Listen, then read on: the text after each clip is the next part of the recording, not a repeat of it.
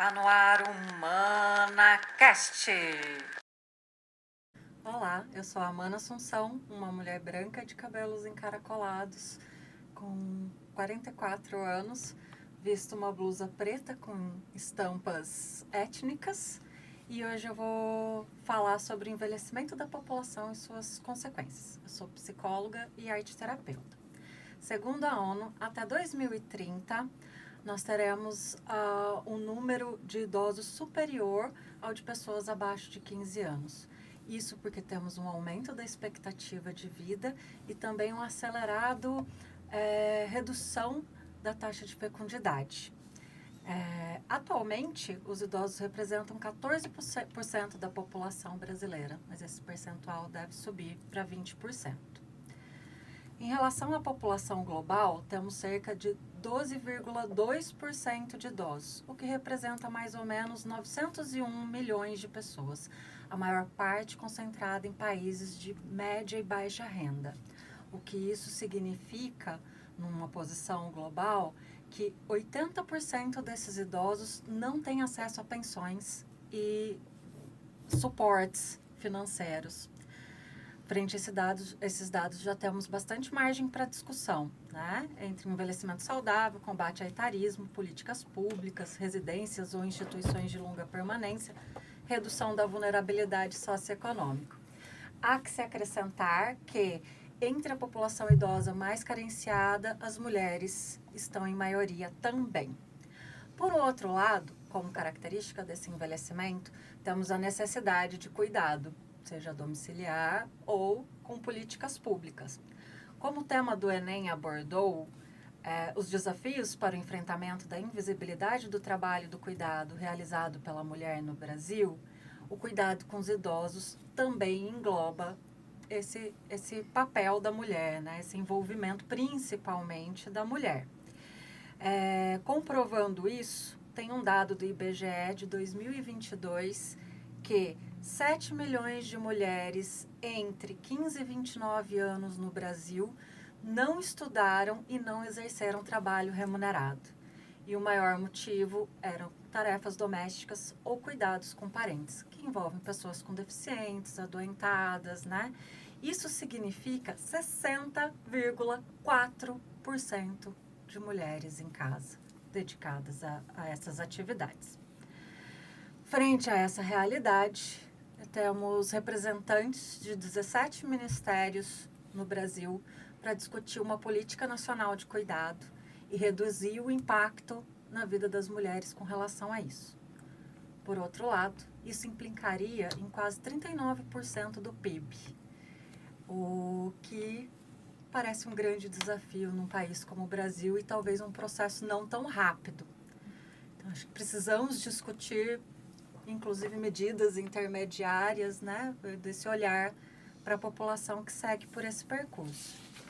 Para conversar sobre isso, hoje eu convidei o André, que é médico geriatra, professor da Faculdade de Ciências Médicas da Unicamp. Pode se apresentar, André, seja muito bem-vindo. Obrigado pelo convite. Meu nome é André Fattori, eu sou médico geriatra. Eu sou professor na Faculdade de Ciências Médicas da Unicamp. Sou um homem branco, de cabelo curto, liso, e estou vestindo uma camisa de listras. Obrigada, André. Também apresento agora a Érica Furlan, doutoranda em Ciências Sociais, mestre em Direito pela PUC, pesquisadora feminista, advogada, professora, filha e mãe. Oi, Amana, tudo bem? Olá, André. Olá, Andréia. Dani. É um prazer estar aqui com vocês para discutir um assunto tão importante. E sim, eu faço Ciências Sociais na Unicamp, voltado para os estudos de gênero, e a gente acaba perpassando pelas questões do etarismo, né? Então, estou feliz de estar aqui para dialogar com vocês sobre esse assunto. Sou uma mulher branca, de 46 anos, cabelo curto, um pouco repicado, grisalho. Bem-vinda, Érica. Muito obrigada por mais essa parceria, né? Eu e a Érica já tivemos outros encontros. Agora eu convido a Daniela, minha amiga, uma pessoa muito talentosa, que cuida da mãe há 20 anos, que é cadeirante, também trabalha com ótica e moda e veio participar com a sua experiência real, para a gente não ficar só na teoria, né? Bem-vinda, Dani. Bom, meu nome é Daniela von Schneider. Eu, como a Amanda falou, eu cuido da minha mãe há 20 anos. Sou uma mulher branca, cabelo curto, enrolado. Tô com uma blusa branca. E é isso, eu vim para colocar em pauta uma coisa que é tão importante, que eu vejo tantos amigos perguntando também para mim, quem que vai cuidar da gente e tal. Então, acho que chegou a hora da gente começar a falar mais sobre isso. Perfeito. Não é um assunto novo, mas é um assunto silenciado, né? Sim. Que pode receber o holofote necessário agora para o sofrimento. Eu fiz, só contando também, eu fiz um trabalho no SAD, né, que é um serviço de atendimento domiciliar, e acompanhei muito a solidão de cuidadores, de mulheres há 9 anos sem conseguir sair de casa, que falavam o máximo que eu consigo é descer para olhar a rua. E aí tem muitas consequências, né? Entre não comprometimento familiar, questões jurídicas, são muitas questões envolvidas. André, na sua experiência, o que você gostaria de colaborar? Como você vê esse envelhecimento da população? Esse envelhecimento tem sido saudável? Quais são as coisas que mais comprometem o envelhecimento? O Brasil, ele é um país que tem uma taxa de envelhecimento muito acelerada. Eu estava até lendo uma reportagem ontem que falava sobre o Brasil como modelo, né, como um laboratório para experiências que possam nortear essa taxa de envelhecimento acelerada para outras regiões aqui da América Latina. Muito em breve, o número de pessoas com mais de 60 anos vai superar, né, o número de pessoas com menos de 10 anos nas próximas décadas. De 10? Exatamente. Da ONU Então, 2015. Mas isso é o atual, mas ao longo do tempo a tendência vai ser de estreitamento, né? Então, existe uma expectativa de um envelhecimento populacional que não foi contemplado da mesma maneira como foi em países europeus ou em países desenvolvidos. O que acontece? Eles tiveram um envelhecimento populacional ao longo de um tempo que permitiu um certo suporte de estrutura social, saúde, de adaptação às novas formas de configuração familiar. E nós não passamos por essa transição ainda, né? Então, a gente não tem um serviço de saúde pública que esteja completamente adaptado para receber esses idosos. Nós não tivemos nenhuma transição cultural ainda para uma aceitação melhor das novas configurações familiares e nós não temos um suporte governamental, né, a respeito de pensões, aposentadorias, que contemplem pessoas que vão envelhecer sozinhas. Então, existe um campo enorme de atividades a serem feitas, porque se nós não fizermos essas ações, essas atividades, a qualidade do envelhecimento da população vai ser muito impactada. Quais são os riscos maiores de vulnerabilidade nesse envelhecimento menos assistido, olhando para o quadro atual do Brasil? Você diz assim, quais são os pontos que abandono, negligência, às vezes abuso dos próprios familiares. Bom, então, vamos assim, decorrência da questão mais físico-biológica do envelhecimento. Algumas décadas atrás, as pessoas tinham uma expectativa de vida menor e podia ser que uma média, né, de longevidade, de expectativa de vida, fosse em torno de 60 e poucos anos. Hoje, nós temos uma expectativa de vida média em torno de 76 anos, que é maior para as mulheres e menor para os homens. Então, você pode colocar em torno de 72 a 73 anos para os homens e por volta de 79 anos para as mulheres. Essa expectativa de vida, ela foi muito alterada por causa da pandemia do Covid, né? Então, você teve uma mortalidade muito grande nesse segmento de população que é mais idoso, teve uma queda da expectativa de vida no Brasil e agora ela está subindo novamente. Então, a gente não sabe aonde, em que ponto que vai chegar. Mas, o que acontece? Acontece um processo que a gente chama de transição epidemiológica, ou seja, e associado à transição demográfica também. A gente tem o envelhecimento da população, mas a gente tem a mudança do perfil de doença. Então, nós começamos a ter que lidar com aquelas questões de saúde que estão associados à idade extrema, a uma velhice extrema. Perda de movimentação, instabilidade para andar, os quadros de perda de cognição, demência, muitos quadros depressivos, quedas, sarcopenia, que é a questão da perda da musculatura esquelética, perda de força. Então, são o que a gente chama de síndromes geriátricas.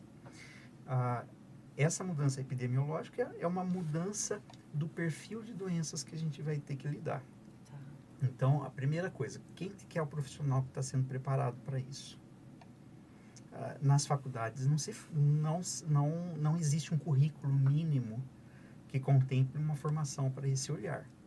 Então, dentro dos cursos específicos, você tem pessoas que se interessam, que se dedicam mais a essa área, mas você não tem uma coisa curricular, um processo de formação estruturada, metódica, para esse olhar no envelhecimento. Um clínico geral, por exemplo, ter o conhecimento básico.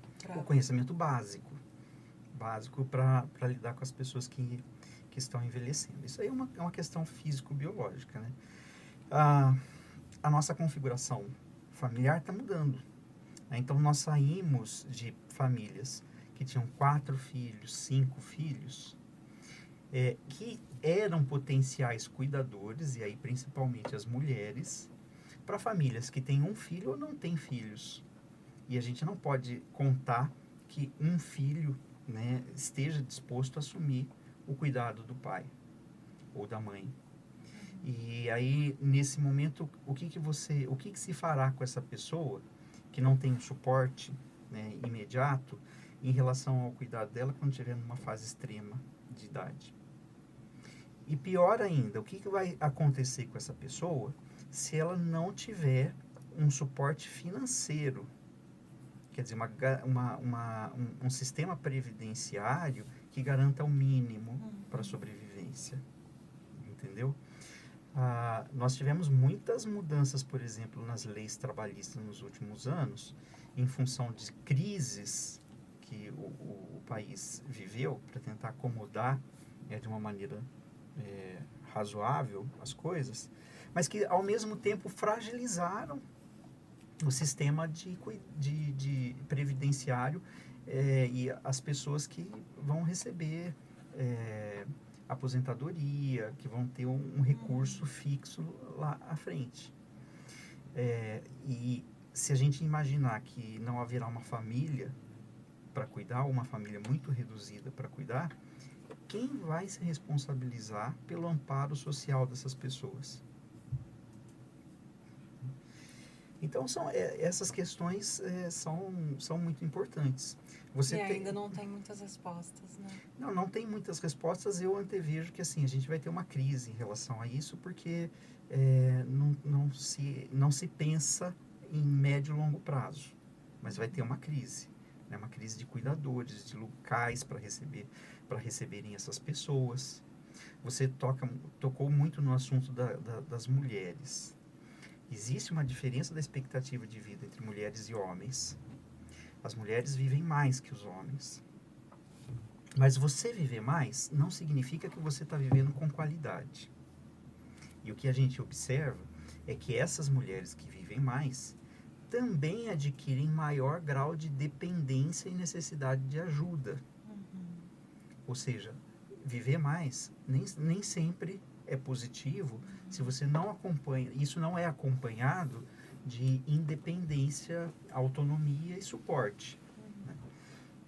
Então, em relação às mulheres, a gente pode antever que haverá uma camada significativa de mulheres idosas numa situação social precária, né, em relação a previdência, por exemplo, e com maior número de dependências, né, funcionalmente dependente, maior necessidade de cuidado e mais velhas ainda por cima. Entendeu? Com esse quadro também que eu falei de 60,4% de mulheres que nem chegaram a entrar no mercado de trabalho remunerado, né? Então elas não têm nem chance de ter um seguro, uma pensão, uma aposentadoria trabalhista. Nem... Exato. E aí você que vem com aquele discurso meritocrata, né? Quem merece ter a sua aposentadoria, o seu salário no final da vida, quer dizer, são pessoas que estão sendo negligenciadas, trabalharam, cumpriram um papel social e não têm um suporte no final da vida. Ai, ai. Obrigada, André. Vamos lá, Érica.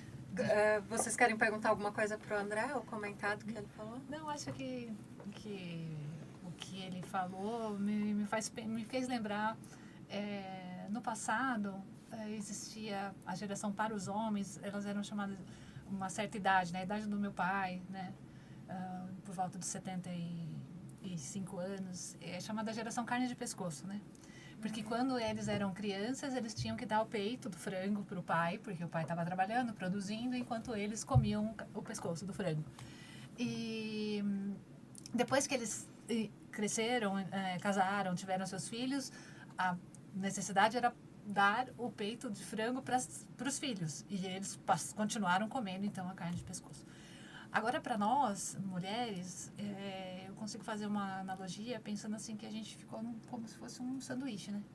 A Miriam Gondenberg usa essa expressão, de que a gente é a geração sanduíche. Exato, entre os filhos ótimo. E os pais. Acho que li dela e acabei me apropriando. Exatamente, porque quando a gente acaba tendo que cuidar, né, dos pais, e a gente acaba não conseguindo ter, né, a gente fica cuidando dos filhos enquanto mulher, e depois, com o envelhecimento dos pais, a gente ainda continua cuidando dos pais. Então, veja que com o desenvolvimento social, a gente tem essa mudança, né? E justamente em relação a essa mudança social, é que o direito vem tentar solucionar ou ajudar. Por hora, o que a gente vê é que o idoso, ele tem, a pessoa idosa, né? A gente tem o hábito de falar idoso, mas é a pessoa idosa. A gente não deve estigmatizar, né, o idoso como se ele fosse só tivesse essa característica, reduzir a pessoa a isso. Então, a pessoa idosa, ela precisa ter esse olhar também do direito. Tem o Estatuto da Pessoa Idosa, e que quando veio, né, na Público, em 2003, chamava Estatuto do Idoso. Recebeu essa reforma para ter aí esse olhar mais humanizado, né, em 2022, quando passou a chamar Estatuto da Pessoa Idosa. E no Estatuto da Pessoa Idosa, existe a previsão do cuidado, mas o cuidado solidário, né? Então, o solidário entre quem? Entre os filhos, né? Filhos e filhas, no geral, né? Usando aí o masculino genérico, né? Os filhos, a prole.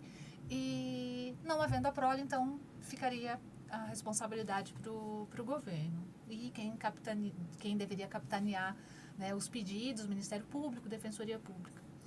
Só que o que eu acho mais complexo e que aí o direito, às vezes, não consegue socorrer, é o fato de, muitas vezes, essa prole, vamos lá, a gente tem 2, 3 irmãos, né, ali.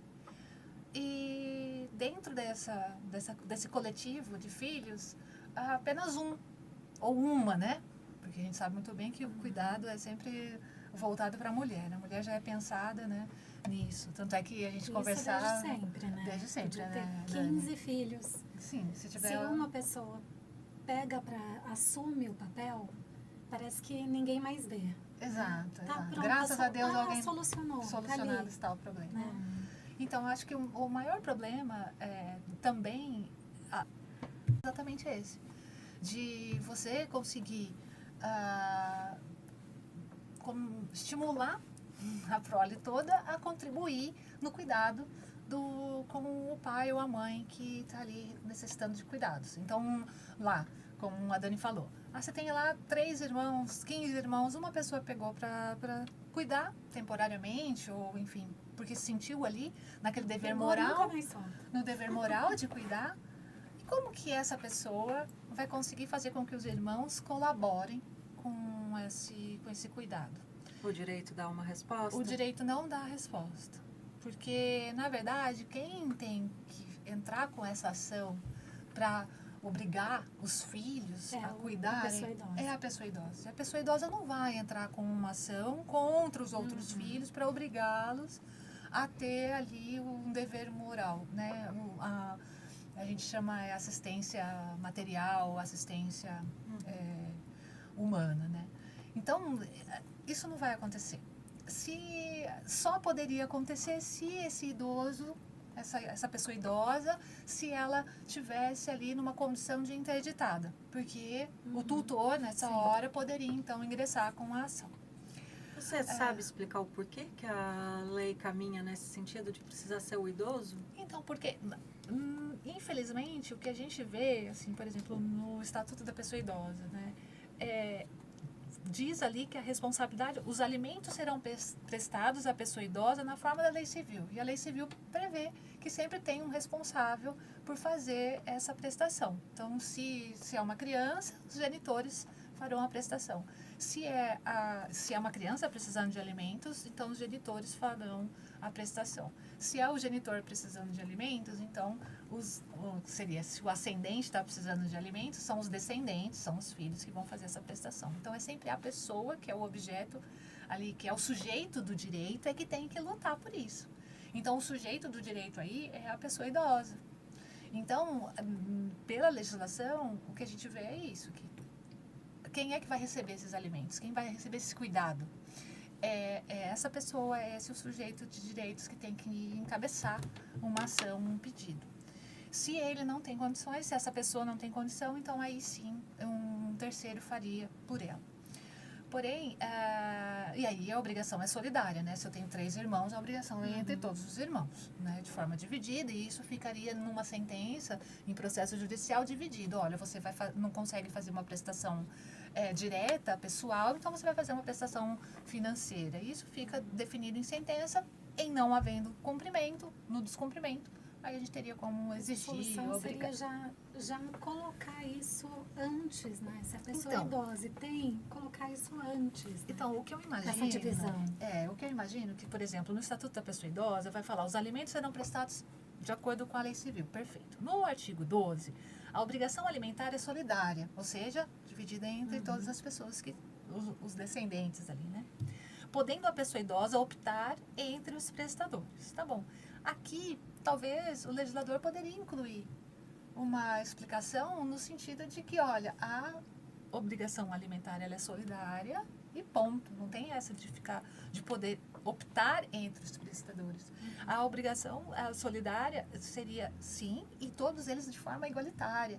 A ponto de que, se houver esse descumprimento, entre os responsáveis solidários, quem se sentir ali numa relação desequilibrada, que aí sim poderia ingressar com uma ação, numa tentativa de fazer valer o que a lei determina como obrigação solidária. Por enquanto a gente não tem isso. Teria que talvez haver uma movimentação em prol da pessoa idosa nesse sentido, especialmente das pessoas que cuidam da pessoa idosa, numa tentativa de reforma da legislação que hoje a gente tem. Eu penso que como caminho intermediário entre esse processo de políticas públicas, remuneração vinda do Estado, né? O recurso jurídico é algo que pode ser repensado a mais curto prazo, como forma de reduzir esse impacto Na vida, lógico que existem homens também que são cuidadores, Sim, né? sim. Não estamos desconsiderando, mas a maioria é mulher. Então, de cuidadores de um modo geral, em especial da vida das mulheres, né? Sim. E só reforçando o que foi dito, o governo ele até tenta auxiliar a pessoa idosa, né? A pessoa idosa, desde que ela tenha ali mais de 65 anos e ela seja ela se encaixe, né, socialmente ou economicamente dentro dos critérios, o governo ele oferece o LOAS, que é um benefício, não é exatamente uma aposentadoria, mas é um benefício de prestação continuada e que essa pessoa poderia fazer uso. Mas entendo que o valor do LOAS não consegue suprir as necessidades de uma pessoa idosa, muitas vezes que precisa de internação. As casas, ou de uma cuidadora paga, ou de uma pessoa na família não trabalhando para cuidar. Isso. Então, aí, um ponto também que para o pedido do LOAS é importante. Essa renda social, familiar, essa renda da pessoa idosa, ela é analisada não individualmente, só ele. Quem é essa pessoa? É essa pessoa que... Quanto ela ganha? Não. Se ela mora numa casa com outras pessoas, vai ser analisada a renda familiar. E aí a renda familiar não poderia ultrapassar uma determinada porcentagem que o governo estabelece. Então, assim, não é pensado para isso, né? É pensado, o LOAS é pensado para pessoas que temporariamente têm ali um problema de saúde, uma necessidade de prestação imediata e mesmo assim o valor não consegue suprir, né, totalmente as necessidades. Eu posso fazer uma intervenção? Claro. Eu vejo assim a questão você falou, o direito não dá uma resposta imediata porque tem que haver uma manifestação da pessoa idosa. E aí a gente cai num conceito que são os conceitos de autonomia e independência, e que são de muito valor para a pessoa idosa, né? A independência é aquela capacidade de você executar todas as funções, você fazer todas as funções de uma maneira que não necessita de ajuda. E a autonomia é a capacidade decisória da pessoa. E isso é muito valorizado, porque quando a gente compromete a autonomia, você também deixa o idoso, por um lado, fragilizado em relação à capacidade de escolha dele. Ele pode ser vítima de uma exploração ou alguma coisa assim, no sentido de não ter sua autonomia respeitada. Então, é uma coisa um pouco ambivalente, né? A gente tem que preservar a autonomia, mas o próprio idoso talvez não manifeste a atitude de uma ação, né, para se proteger por várias circunstâncias que existem ali. Mas o conceito de autonomia é muito importante. Sim. E aí vem a questão quem dá voz à pessoa idosa? Então, se a gente tem crianças, por exemplo, numa situação de uma doença rara, ou nós temos o próprio tratamento de doenças raras, existem pessoas da família, da comunidade, aqueles que estão em circunstância similar, que acabam se mobilizando para conseguir uma ação governamental protetora, né? Conseguir esse resultado. Mas a pessoa idosa, ela é uma voz muito fraca. Então, quem que é? O familiar que está sobrecarregado de trabalho, que vai ser a voz dessa pessoa idosa. Coletivamente, as pessoas atribuem muitas das características que aquela pessoa idosa tem como um normal do envelhecimento. Não, ela está esquecendo porque é normal do envelhecimento. Ela está com dificuldade porque é normal do envelhecimento. E aí, quais são as vozes que coletivamente vão falar para a proteção da pessoa idosa? Entendeu? É uma dificuldade grande, e é o único caminho são as sociedades de geriatria, gerontologia, as sociedades de outras áreas de atuação que estão preocupadas com o envelhecimento, mas o coletivo é difícil porque é uma voz frágil. A ideia é que acho que quanto mais coletivos, né, existirem, no sentido de associações, as associações têm movimento, têm força para fazer um pedido, de repente, uma audiência pública, conseguir um contato com alguém que consiga fazer uma proposta de lei e tenha aí a possibilidade de repente, modificar a legislação da forma como está, pensando também nas pessoas que acabam ficando... As coisas são diferentes, né? As pessoas o idoso que precisa de cuidado e a pessoa que cuida do idoso também precisa de cuidado, né? Puxando esse assunto, eu queria chamar a Dani para falar um pouco sobre a experiência dela. Bom, eu assumi o cuidado da minha mãe há 20 anos. Mas desde a pandemia eu tive que parar de ter ajuda, né? Eu tinha as cuidadoras e eu assumi 100%, 24 horas, 7 dias na semana. Então isso vem nem sei quantos anos já, desde a pandemia, desde que começou a pandemia. E aí eu comecei a pensar como que a gente pode, o que eu preciso, né? Porque ainda tem isso de ser invisível e da gente não pensar, né? E a gente vai fazendo. E aí eu comecei, aí quando o corpo já começa, já com 42 anos, o corpo começa a dar sinais de que, acho que não vai rolar trabalhar todo dia sem folga, sem salário, sem nada. Vamos ter que começar a pensar. É a coluna que você sente, não sei o quê. Então, eu comecei a pensar mais seriamente nisso há pouco tempo. Não pago aposentadoria, porque não tem salário, né? Eu não tenho uma renda fixa. Então, você vai sendo levado. E com 20 anos, quando eu comecei a cuidar da minha mãe lá atrás, com 20 anos ninguém pensa que vai envelhecer. Com 20 anos você acha que você é eterno. Então, agora que eu comecei... E aí, quando veio o tema do Enem esse ano, aí eu fiquei muito emocionada. Porque eu falei, ai, gente, finalmente vou começar a falar sobre isso. Né? Finalmente vão começar... E é engraçado que as pessoas começaram a falar mais, começaram a chegar mais, assim, perto de mim para falar sobre esse assunto e para começar a discutir, porque cada um fica, porque dá vergonha, ai, nossa, eu estou sozinha aqui. E as pessoas ficam muito presas também, né? Quem cuida fica muito preso em casa. Eu não posso sair durante o dia, eu tenho que sair perto, aí tem 10 minutos, não, tenho, vou sair daqui correndo, que minha mãe tá lá de fralda, tive que avisar uma vizinha, qualquer coisa vai ligar para a vizinha. Então, assim, fico muito feliz que começou esse debate de uma maneira mais séria, né? E eu respondendo ao tema do Enem, eu falaria que falta leis trabalhistas para quem trabalha em casa e não tem folga e não tem salário. Então, eu acho que a primeira coisa que a gente precisava fazer é começar a pensar nessa pessoa como um trabalhador. E não como, ela tá lá. A Dani cuida, né? Faz parte dos deveres da família, não. Então, pensar porque eu vou envelhecer. Sim. E eu quero envelhecer bem e eu não quero depender de ninguém também. E se eu depender, eu quero poder pagar essa pessoa, né? Inclusive, tem um dado que eu e a Dani partilhamos um pouco dessa experiência de ter iniciado o cuidado bem precocemente de alguém da família, né? Nós duas, no caso, as mães, que é também esse comprometimento, né, da dedicação, de tudo, de como é difícil e como é custoso cuidar de alguém adoecido.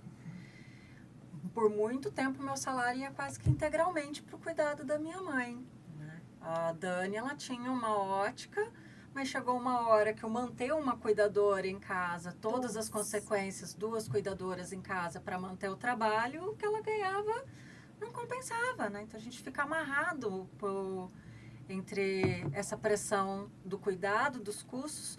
Aí entraria uma questão jurídica. Eu acho que precisa ser repensado, né? Porque envolve o afeto da mãe,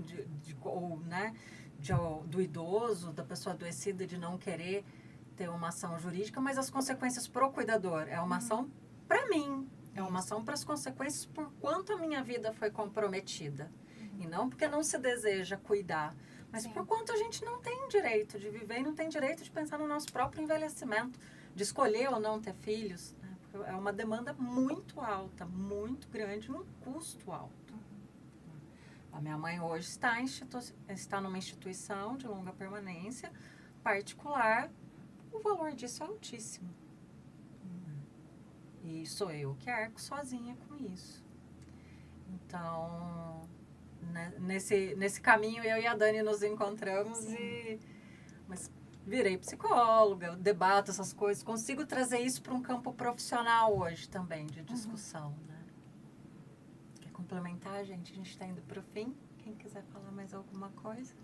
Eu só penso que, assim, a necessidade de olhar para essas pessoas que cuidam e estão exclusivamente nessa atividade, pela questão do direito, que ainda não é preconizado, a continuidade da pensão da pessoa que é cuidada ou alguma coisa nesse sentido, né? Porque a hora que a pessoa idosa morre, né? Quando ela falece, o cuidador vai ficar numa situação... Fica sem renda nenhuma. Exato. E é uma pessoa que se dedicou àquele cuidado, então talvez devesse haver um cuidado jurídico, né? Um cuidado legal, um cuidado de governo, de política pública, de política de governo, para a continuidade dessa renda para aquela pessoa, né? Eu concordo também com o André. Acho que é um ponto a ser pensado. É o ponto, na verdade, que a gente já vem conversando, né? Nos bastidores. Eu e a Amanda, às vezes, a gente troca ideia nesse sentido, de que a necessidade de uma política pública mais contundente, olhando não só para o idoso, que é, sim, uma pessoa que merece todo cuidado, mas especialmente para o cuidador desse idoso que recebe, né, essa função por ser parente, né? Que faz com maior amor, né? Ninguém aqui reclamando, não tô reclamando, faz com maior amor, maior dedicação, mas chegou aquela hora que você começa a pensar. São questões práticas, materiais, que a gente realmente precisa ter esse olhar. Isso não é egoísmo, isso não é errado. Né? E são os tabus, né? Não vai dar tempo. A Dani, quando a gente falou de fazer esse videocast, ela falou assim, a gente vai morar nesse videocast porque a gente não vai conseguir sair nunca mais de tanta coisa que tem para ser dita, né? Foi só o princípio de uma conversa, porque tem muita coisa para ser discutida. Inclusive, tem isso de um tabu. Se você fala sobre a possibilidade de acionar juridicamente alguém da família para dividir o cuidado, mas você teria coragem de brigar com alguém da família por dinheiro? Então, assim, todo mundo abandonar... Todo mundo se sentir no direito de tocar a própria vida sem se responsabilizar não é feio. Mas você decidir que você quer brigar para ter ajuda, isso é feio. Ou é você, né, tendo menos amor no cuidado. No trabalho do SAD, já vou encerrar, Caio. No trabalho do SAD, eu fiz um trabalho direcionado com os cuidadores. Então, eu sentava com os cuidadores para conversar com eles. Quando me colocaram nisso, eu digo que eu não queria, porque a professora não sabia que eu tinha essa história pessoal e eu não quis abrir. E eu fiquei com medo do quanto isso ia me impactar. Mas, por fim, eu aprendi muito. Porque, pelo contrário, eu vi que quando haviam famílias... Estou de costas para a câmera. Quando haviam famílias que partilhavam isso, se tornava muito mais leve, né? Então, assim, parte do meu sentimento de abandono, de impotência, de não conseguir dar conta de tudo que eu precisava dar conta, vinha da minha solidão. E eles relatavam muito isso. E aí, nesse processo de eu não posso reclamar de estar cuidando de um pai ou de um parente, eles se apegavam a Deus, Deus da força, dele vem. Confia nele. Bom, gente, muito obrigada. A gente que agradece, Amanda. Foi um prazer. Obrigado. Obrigada mesmo, André, Érica, Dani. Que pena, vamos ficar com gostinho de quero mais. Depois a gente marca uma parte B. Obrigada, gente. Espero que vocês tenham gostado. Dúvidas, perguntas, sugestões sobre próximos temas, é só enviar. Um beijo, eu sou a Amanda Assunção. Esse é o ManaCast.